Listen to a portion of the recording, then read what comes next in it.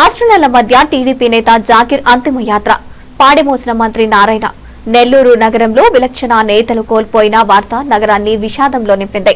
అజాత శత్రువుగా నిబద్ధత గల నాయకుడిగా పేరు పొందిన టీడీపీ నేత జాకిర్ అకాల మరణం నగరాన్ని తీవ్ర విషాదంలో ముంచెత్తింది. విజయవాడ నుంచి నెల్లూరుకు వస్తుండగా మెదరమెట్ల వద్ద జరిగిన రోడ్డు ప్రమాదంలో ఆయన మృతి చెందడం పార్టీకి ముస్లిం మైనార్టీ వర్గాలకు తీరని లోటును మిగిల్చింది. శనివారం మధ్యాహ్నం కుద్దూస్ నగర్ నుంచి ఫత్తేఖాన్ పీటా కాలస్ మసీదు వరకు జరిగిన ఆయన యాత్ర అంతిమ యాత్రలో అత్యంత భావోద్వేగాల మధ్య సాగింది. తొలుత హల్దీలీము మస్జిద్ లో జాకిర్ ప్రార్థనా సేవలు ముస్లిం సాంప్రదాయం ప్రకారం ప్రత్యేక ప్రార్థనలు నిర్వహించారు. ఈ సందర్భంగా రాష్ట్ర మంత్రి నారాయణ, ఎమ్మెల్సీ బీదా రవిచంద్ర, ఇన్ఛార్జ్ మేయర్ రూప్ కుమార్ యాదవ్, రాష్ట్ర వక్ఫ్ బోర్డు అధ్యక్షులు అజీజు, టీడీపీ నేత జెడ్ శివప్రసాద్, వేమిరెడ్డి విజయభాస్కర్ రెడ్డి, వేమిరెడ్డి పట్టాభిరామ్ రెడ్డి తదితరులు జాకిర్ పాడమోసి తమ అభిమానాన్ని చాటుకున్నారు. అంత్యక్రియలు ముగిసే వరకు మంత్రి నారాయణ అక్కడే ఉండి తన ఆత్మీయ నేతకు కడసారా వీడుకోలు పలికారు. మంత్రి నారాయణ మాట్లాడుతూ జాకిర్ అకాల మృతి నన్ను కలిచివేసిందన్నారు. జెండా వీధిలో ఉన్న గొప్ప ఆత్మీయ నాయకుడిని కోల్పోయానని, ముస్లిం సమాజ అభివృద్ధి కోసం ఆయన నిరంతరం పరితపించేనన్నారు. పార్టీ కోసం ఆయన చేసిన సేవలు చిరస్మరణీయమని తెలిపారు. ముఖ్యమంత్రి చంద్రబాబు నాయుడు కూడా జాకిర్ కుటుంబానికి భరోసా ఇచ్చారన్నారు. అందరికీ నమస్కారాలండి. నిన్న ఏదైతే యాక్సిడెంట్ జరిగి జహీర్ అంటారు, జహీర్ మేము జాకీర్ అనే జాఫర్ జకీర్, మేమంతా జకీర్ అని పిలుస్తున్నాము. వారు చనిపోవడం నిజంగా ఊహించింది. ఎందుకంటే అజాత శత్రువు, అతను ఎవరితోనూ తగాదాలుగా అనేది ఉండదు.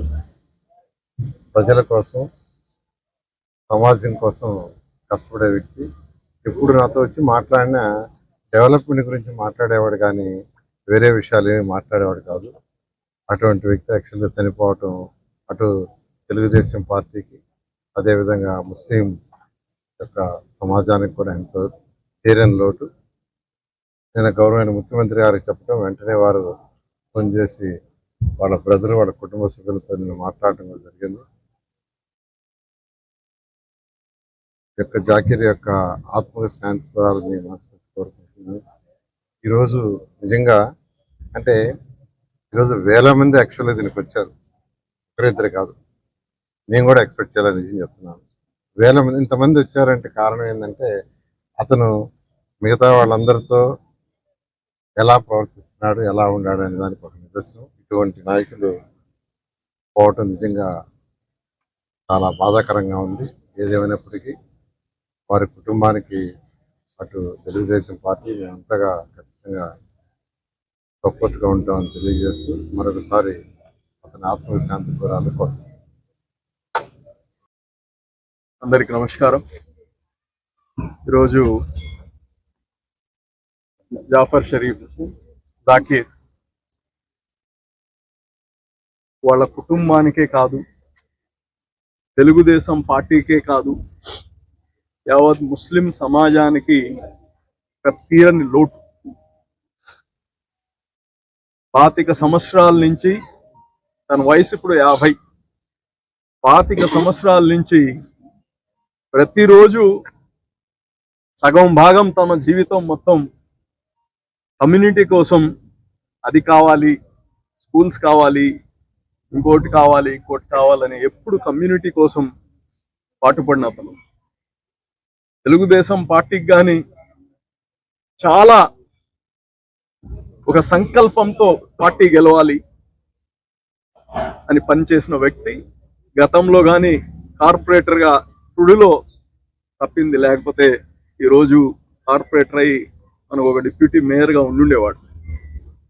ఏదేమున్నా తన ఏదైతే ఆలోచన ఉందో ఈ ముస్లిం యువత మొత్తం రాజకీయాల్లో ఉన్నా, రాజకీయాల్లో లేకపోయినా ఒక సమాజం పట్ల మన బాధ్యత అనేది ప్రతి ఒక్కరూ గుర్తు పెట్టుకోవాలి. అది జాకీర్తోనే అతను చేసే పనులు కానీ మనం ముందుకు తీసుకెళ్ళాలి. నిన్న రాత్రే నారాయణ సార్తో మాట్లాడా. ఒక స్కిల్ డెవలప్మెంట్ సెంటర్ గతంలో జాకీర్ని దగ్గర చేయించాం. స్కిల్ డెవలప్మెంట్ సెంటర్ గతంలో మా ప్రభుత్వం ఉన్నప్పుడు మంత్రి గారే వచ్చి దాన్ని ఇనాగ్రేట్ చేశారు. అప్పుడు అయితే దాన్ని లేకుండా చేసేశారు. ఇప్పుడు దాన్ని మళ్ళా రెన్యూవేట్ చేసి ఆ స్కిల్ డెవలప్మెంట్ సెంటర్ జాకీర్ పేరు పైన కానీ దాన్ని పెట్టాలని కానీ రాత్రి చెప్తే తప్పకుండా చేయండి అని ఎంతో సంతోషం అని చెప్పారు మంత్రి గారు.